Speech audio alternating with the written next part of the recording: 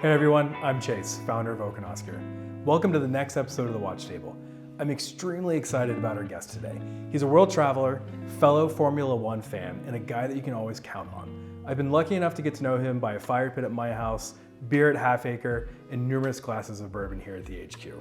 Jay, welcome to The Watch Table. Thanks, Chase. Such an honor having you here. I'm so excited to talk about your collection. First question that I have for you, why do you love watches? I really don't know, honestly. I travel a lot, so being able to kind of track time zones is something that I enjoy. But also the mechanics of it, the design of it, the colors, the self-expression that you can do for me, kind of a personalization, is something I have kind of eased my way into, but really kind of have certainly taken to over the last 10 years. You were drawn to color. Yeah. We've looked at your collection, and I think this is also only maybe a third, maybe half, maybe even more that you didn't even bring. Now you're gonna get me in trouble. I mean, I'm sorry, this is it. You've borrowed half of these. Yeah, there we go, good, yes. Good. Sorry about that. These are all showpieces, that's it. But I love all the color, and truthfully, I think this may be some of the more colorful pieces here. Not only the obvious color of straps, orange, blues and yellows. I know you have a green rubber strap as well, but then the dials. You have multiple Doxas with different color dials. You've got multiple Oak & Oscars with different color dials. I love it. I think that is really cool, and I think every time I see you wearing a watch, you are always so excited about the color combination, how it looks, the watch itself, and I think that says a lot. That it's not meant to just sit on your wrist and be there. It's meant to be part of who you are that day, that week, that travel, whatever it may be. Yeah, it's a great way kind of for self-expression, kind of in a work environment. You can't always wear the bright, bold, loud colors that you kind of typically would, but a little pop of color on the wrist, either kind of to offset or to complement whatever shirt or shoes or whatever it is a kind of a fun way of self-expression. As you mentioned, kind of orange is a common one throughout the collection, and I went to the University of Tennessee, so that's a very easy kind of tie-in. If you look at kind of accessories and wardrobe or whatnot, orange is kind of found throughout as well. Are we supposed to contractually say go Vols now? I think we are supposed to say go Vols. So let's talk about your first watch. Sure. Your first watch is the first watch of a lot of folks. Yes. Which is not a knock, it's a good thing. And I think these are in the collection of so many people who have a wide variety of watches. But your Seiko SKX007 J. Yes. It's a classic. It's a standard. It is, yeah. And it was very much, I mean, early on when you're figuring out kind of your way and you're listening to either podcasts or reading on the forums or Twitter, Instagram, whatever it may be, it's like, I need to get a new watch, like what should I get? And that's always the one that kind of pops up. It's got that slight little, for me, the pop of orange on the dial, which didn't need any more push in that direction, but it certainly helps. And you're looking at the different colors in the strap that it has here. It's been on my wrist for beach, pool, kind of sun and whatnot. It's very, as you said, patinaed. Yeah. In that sense, and it's a great way to kind of start and kind of get your seat. Like, it's got great lume to it. Sure. There's that childhood excitement at any age with watches that kind of have a lume. The childhood excitement to me is something that has still held on with the lume for sure. But one thing for me, and I guess you wouldn't expect this because we don't have a diver's watch, but being able to read your watch underwater. I don't know what or why, but when I was a kid, I would love doing that. Whether it was the bathtub or at a pool, I would always look at the time underwater. And I was so fascinated that I could do that. And I don't know, maybe it felt risky, maybe it felt dangerous, who knows? So Seiko, first watch. But then I think one of your most important watches that you have in your collection, a piece that has gone from the little bit of orange to a whole lot of orange, but one that has been with you when you proposed to your now wife, when you've traveled to a lot of various places, but then also just a really personal piece is your Doxa Aqualung here. Yes. If the Seiko was kind of the toe in the water, the Doxa was very much kind of the cannonball full in. Thankfully, you have enough water resistance to hold up to that with the kind of the diving lineage. But I got introduced to Doxa by my boss. He had a 750T, which I hadn't seen before in that orange dial. Having that liking orange, it was like, what is that? Yeah. And starting to work for him was kind of coincided with getting into watches. So I was kind of just scrolling, I think it was on Instagram or somewhere, wherever, and saw that StockX was doing a raffle for 5 of the Aqualungs. that for like their internal use that were given to employees, I don't know, for testing or for whatever reason, to check that fade, and threw my name in. What the heck, why not? It's a free raffle to enter. And a couple weeks later, and kind of just forgot about it a little bit, I would say, until I got a bank notification for a fraud alert, and I was like, well, what's this?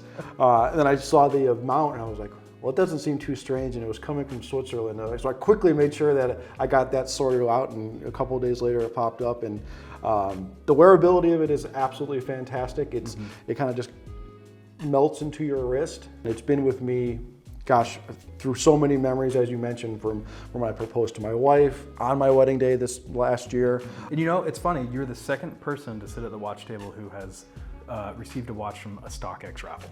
Believe it or not. Really? The first person was Stephen Wadby, or Schwadby, oh, sure, as we call him. He has one of the Hodinkee Hoyer Skippereras that he got through a watch auction. Lucky man. And then another complication that you love, which we've talked about because you travel all the time. Yes. All the time. I think we're texting and you're like, I just got back from Fiji, or I got back from Italy, or I got back from... Your job takes you everywhere. It does. Which is great, but I'm sure exhausting. There have been times that you have shown up for an owner's event, literally got off a plane from somewhere in Asia. Singapore, yep. And you come straight to the owner's event with your luggage, with everything. You're already hungover from the flight, or just jet lagged, one of the two, maybe both. And then I think it was literally that next morning you were flying out to like Italy, or... No, I was a short trip. I was just going down to Florida the next day. So domestic. Yeah, and it's 36 hours with my Oak and Oscar family, and then back on the work grind. So it's hilarious. Yeah, it's wild. Yeah. But travel, GMT complications, something you love, and I know a watch that you have said to me has been on your wrist for almost, I don't want to say all of, but probably more than any other watch for your travel is your Oak and Oscar Sanford PVD. Yes. And this is a watch that I love, that everyone loves, that I know that you love. Tell me a little bit about why you picked up the Sanford PVD. So I remember hearing about the Sanford when you first released it.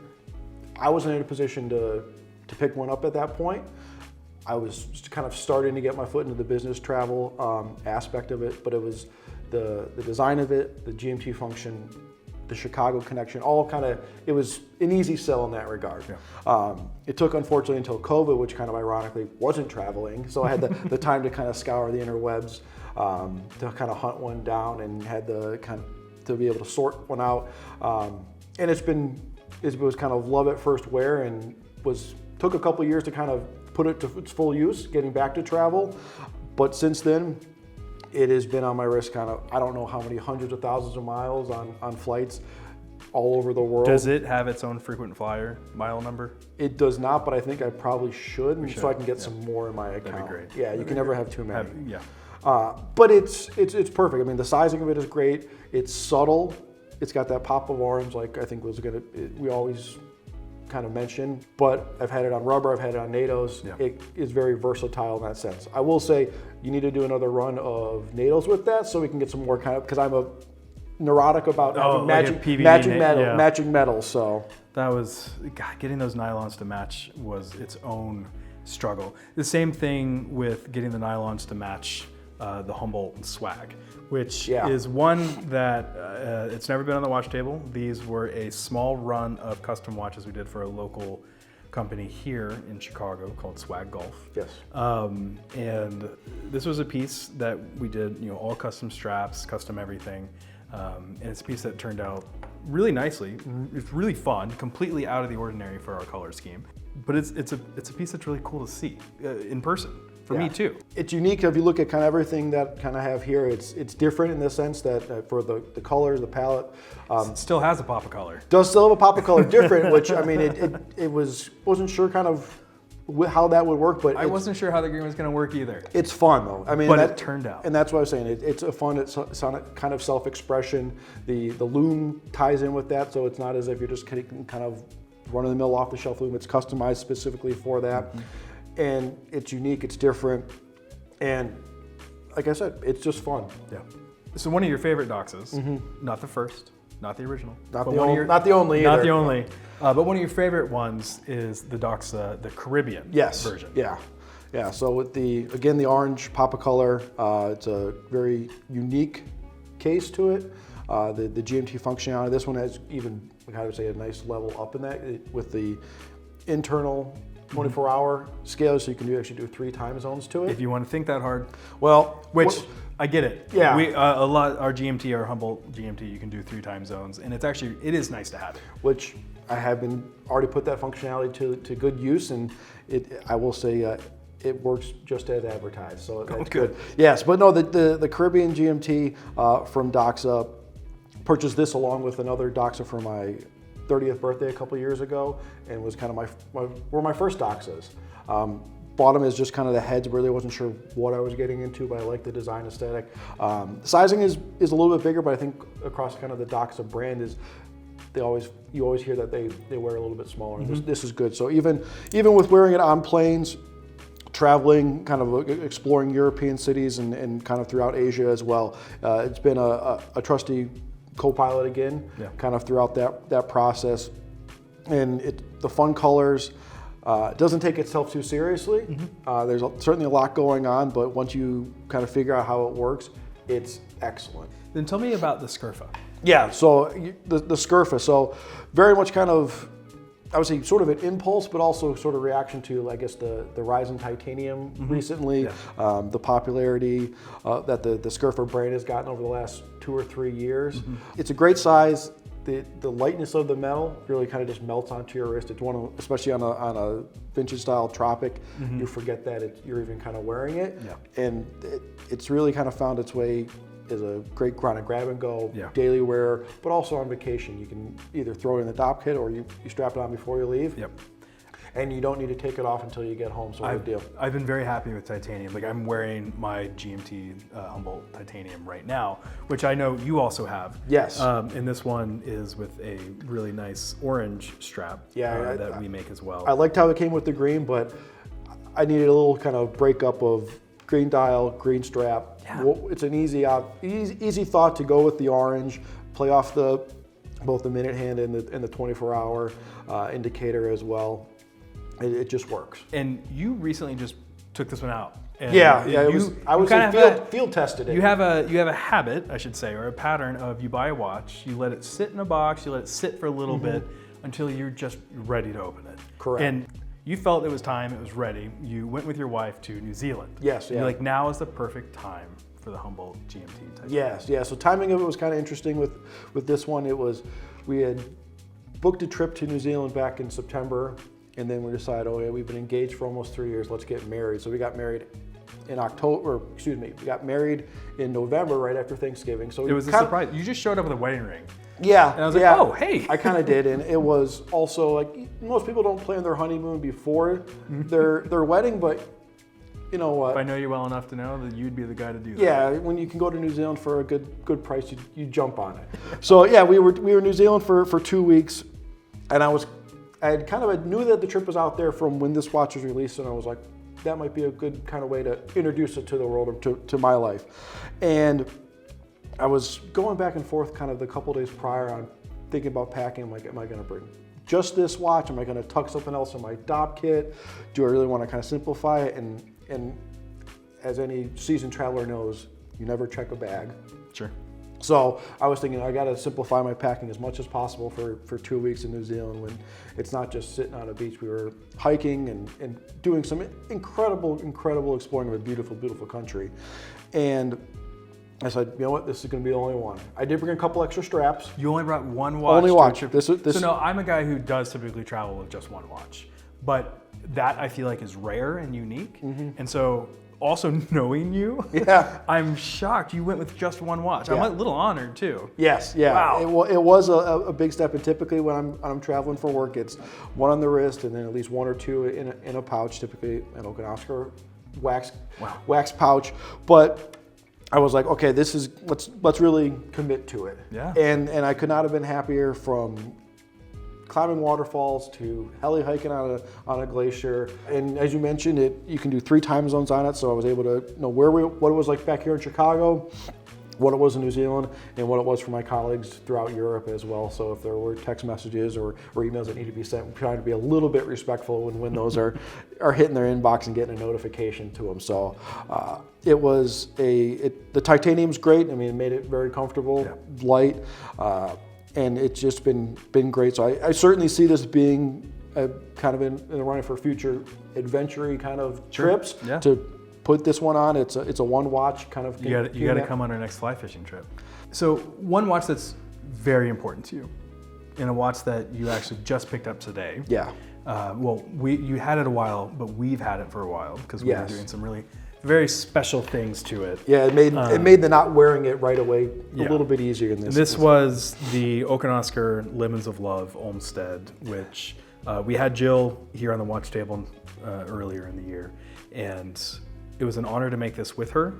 It was an honor to help her charity, Lemons of Love, especially knowing the types of folks who are gravitating towards these, connecting with them, and why. And you can tell this story better than I, but you've picked up 2 of these, one for you and one for your sister. Correct. And that in itself was something really special. It was in honor of your mother, who had just passed from cancer.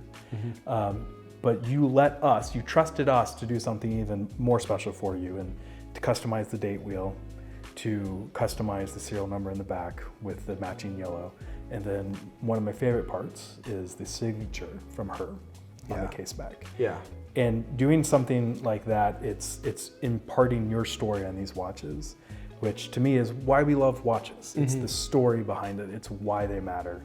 And it's a watch that, sitting here, we have some really beautiful, amazing watches, and watches, of course, that we've made that I'm very proud of. But that watch, I think, is the watch that I love most of your entire collection because of your trust in us, and as well as the story that it tells. Yeah, you really put it greatly, kind of describing that, and it's the newest, and I think it quickly shoots to the top of the list as the favorite as well. And unfortunately, my mom passed away last fall from cancer, quicker than we were expecting. And kind of throughout that entire process, I had been in communication with Jill with hearing about the collaboration that you guys were doing with our organization, Lemons for Love, and the work that they do and the support they provide for individuals going through a cancer.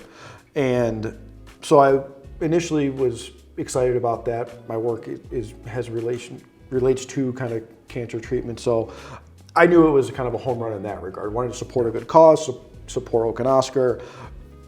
No really kind of brainer there. And then kind of the story changed a little bit into last year with my mom's diagnosis and kind of the progression of her cancer, ultimately her passing away. So I knew kind of could not have been a better way to, in some sense, memorialize. By no means are we ever going to kind of forget, but a kind of a nice little reminder you can kind of look down at and smile.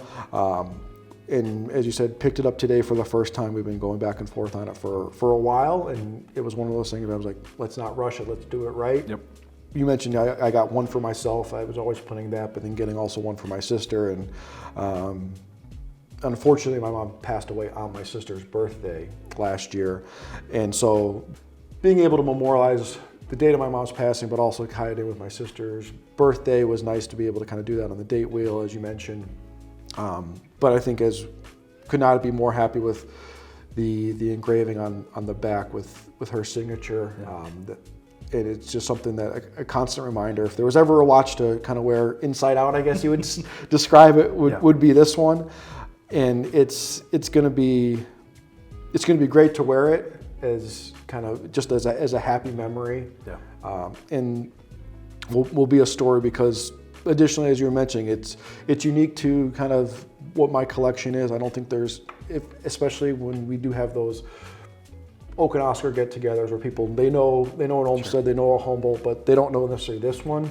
It's being able to tell the story of Lemons of Love, but also being able to share my story and kind of the journey with my mom and kind of what that means to me. So I can't thank you enough to taking on the, I guess, responsibility and delivering just an absolutely perfect kind of example of what we were kind of hoping for, what I kind of had envisioned, and being able to kind of guide and be a partner throughout that process.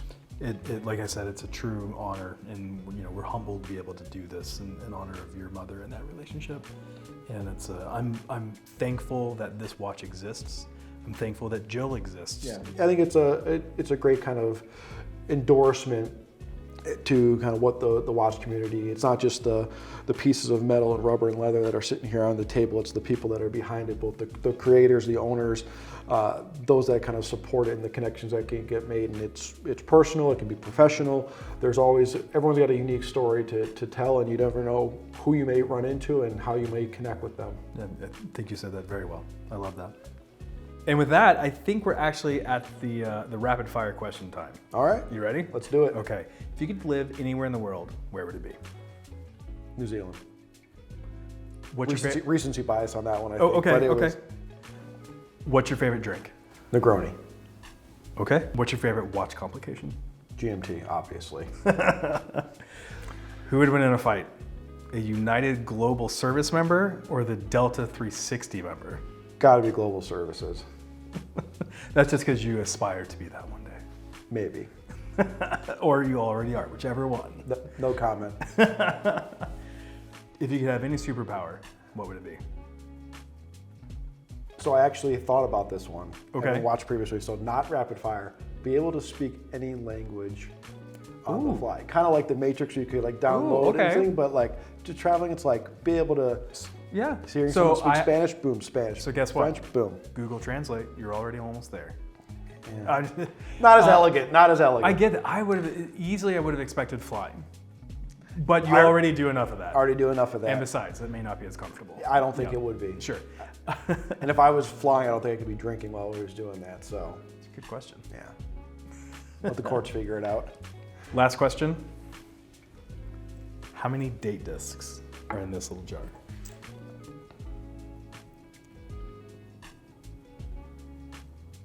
337. All right, 337. Yeah. Well, with that, a cheers to you. Thank you very much for coming to the watch table. Thank you so much, Chase. It was great being here.